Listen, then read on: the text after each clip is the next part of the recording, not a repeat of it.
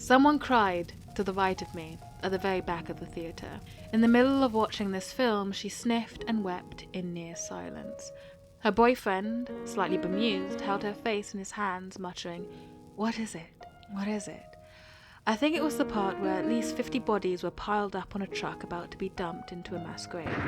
A soldier dusted the layer of carcasses already prone in the ground with lime. The scale of death, the sheer amount of limp bodies smothering each other with each other's broken flesh and congealed blood, that's sad, for sure. I wasn't crying, but I was terrified, because don't be fooled by the outer wrappings of the film as simply an action movie or a speculative war film, though it is these things. To me, this film, at the heart of it, is a horror film, the scariest one I've seen yet. Let me explain. No man is an island, entire of itself. Each is a piece of the continent, a part of the main.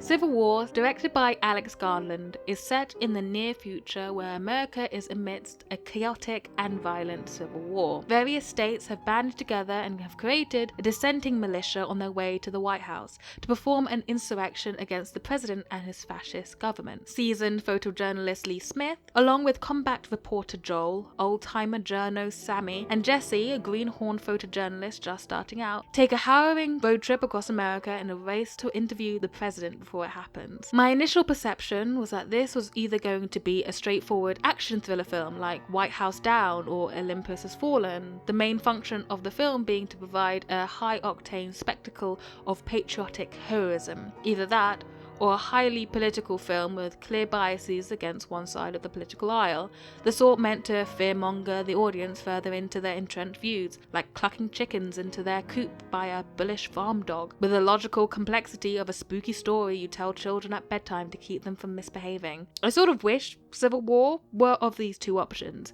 It would have been a film a lot easier to sit through, less petrifying definitely, though it would have been a worse film because of it.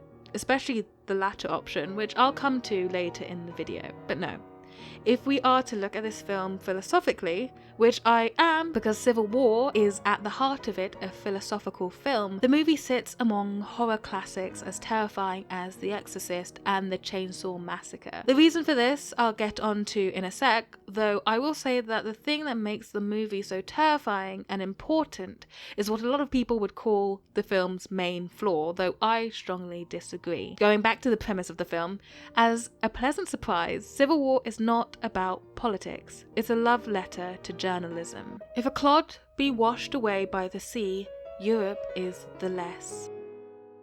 The film has an incredible amount of sobriety and tenseness underlying it. There is a constant sense of dread which could be ascribed to how real the film is presented to the audience. The action is very sudden with no warning, and brutality and death, which leave bloody streaks across the film's whole runtime, is depicted with little sensationalism. There's a no-frills, grounded documentary style to the majority of the camera work, and the dialogue is unsentimental. No one goes into erudite speeches about upholding the integrity of journalistic ideals, at least not in so many words. And except for the shots done through Jesse's film camera, which are coloured rich and crisp black and white, the colour grading is on the whole prosaic. Certainly nothing to write home about. Essentially, the film is shot like a news report, where the safety net conventions found in the action thriller film genre, where the audience knows what side to root for, where the main characters have plot armor simply by being main characters, where the main characters are in some way special or important beyond the job they've set out to do, are distinctly absent.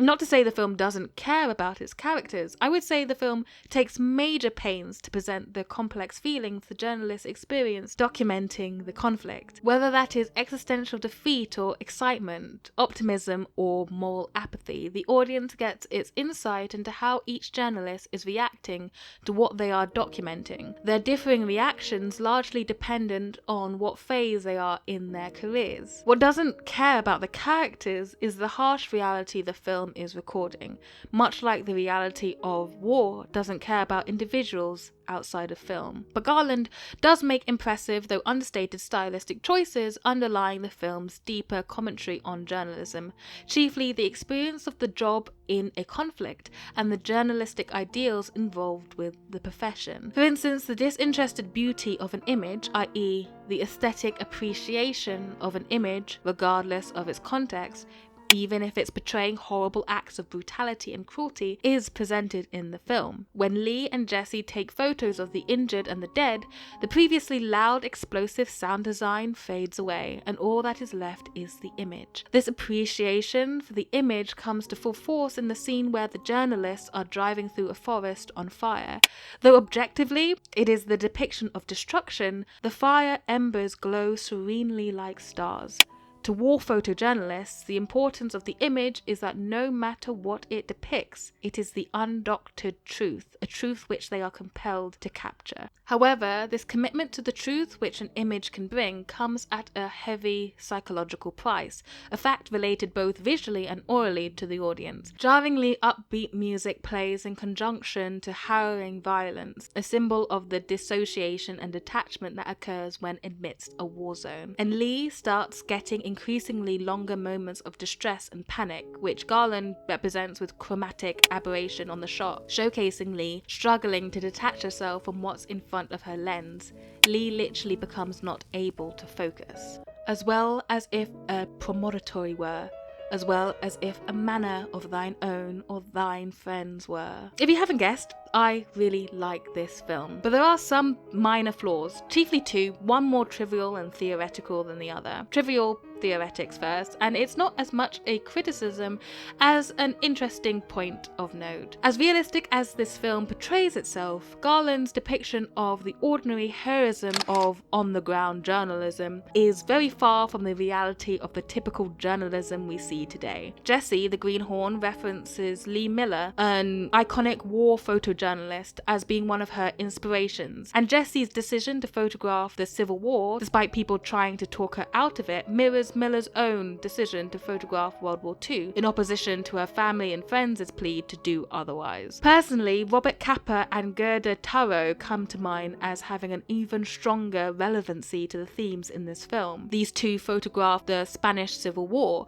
putting themselves in extreme danger to document the clash of a dissenting faction against a fascist government. The use of film cameras further invokes a strong sense of nostalgia for an era where journalism could be trusted to seek out and document the truth and be a legitimate check and balance for ill-run governments, all while avoiding industry corruption themselves. This era is long time gone, and though I love journalism in theory, it was one of the careers I was considering when I was in uni, in practice, I don't like what modern journalism has become. In truth, if mainstream journalism had the same ethical standards as the journalists in Civil War, mainstream journalism wouldn't be viewed with nearly as much dislike and suspicion as it currently is in modern culture. Garland's characterization of journalism is frankly a fantasy, at least in today's day and age. But this is a philosophical film, so I'm fine with allowing Garland to present a prescriptive rather than descriptive depiction of journalistic ideals, the type of ideals that would be more ethically beneficial for a hypothetical society suffering from a lack of cohesive identity combined with a brutal totalitarian government. Not to say that journalism is the antidote for this hypothetical reality. Whether it is or it isn't is something you'll have to find out by watching the movie. Digging ourselves out these hypothetical weeds for the moment, and this is more of a personal gripe, but I do think a legitimate criticism is how much of the characters' decisions are downright illogical at times. One example is how little protective gear these journalists are wearing in an active war zone,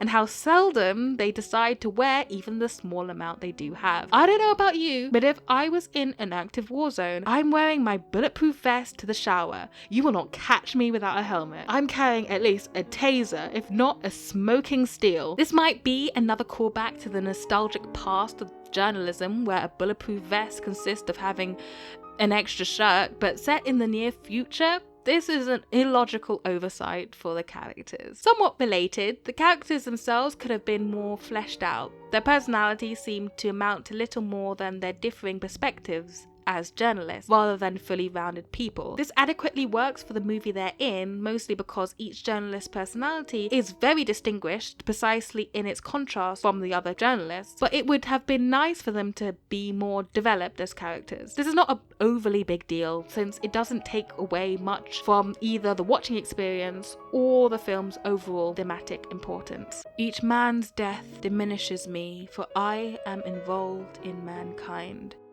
The main criticism of this film is that it doesn't specify the political details of the Civil War. The right thinks that Garland is a far-left activist condemning the rise of neo-nationalism and the danger it has to society. The left thinks that Garland is a far-right nationalist, asserting that leftist activism and its commitment towards tangible social change will create widespread social disorder and chaos. Both sides are calling Garland a chicken and a coward for not being clear with the movie's political stance. Honestly, I think this criticism is dumb. For one, you shouldn't judge a film on what it's not trying to do, and Civil War is not trying to be a commentary on the current American political landscape. It has not failed to do something it did not attempt. Rather, it is a defense, admittedly an idealized one, against the vilification of journalism and the ethical importance the institution should have in the event that societal and political problems do erupt into wide-scale conflict, which, let's be honest, in many parts of the world is currently looking very likely. Why set it in America, you may ask, if it's not specifically about American politics? Well, the reason it's set in America is because American culture is prevalent and in that way universal. Garland said in an interview that the film could have been set in any number of other countries because the growing sense of fascism, added with the lack of accountability for it, is a growing problem everywhere. But people already recognize the symbols of power, conflict, rebellion, and social division in America. The White House, the president, guns, the political stances of red state Texas and blue state California, etc. Making a movie about a militant group from Birmingham and St. Albans trying to storm number 10 with a bunch of machetes, crossbows, and kitchen knives is not going to reach as wide an audience. It's just not. Plus, the true terror of Civil War is the lack of ability to clearly define national identity or beliefs. A core driving force of the film's tension is the fact that there is no safety net of shared identity.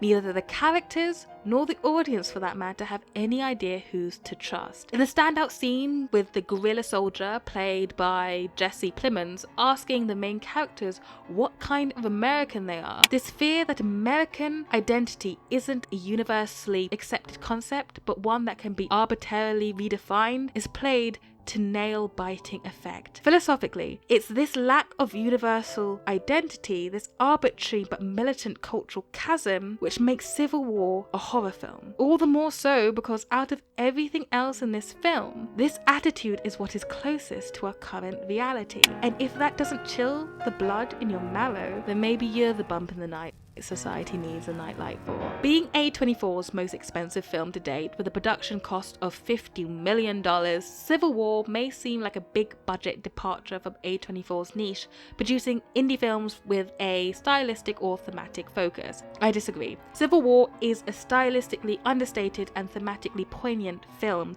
which is as terrifying as it is realistic, because the truth is, this film speaks of a universal issue existing in almost every developed society currently in 2024. The criticism that the film is not specific with its American politics is because people want to know what to fear, so that they can avoid the bigger terror that comes when you realize you don't know what people believe anymore, or know how they will act on those values. This is a growing problem, not just in America, but all over the world. In your country. In my country. Therefore, send not to know for whom the bell tolls, it tolls for thee.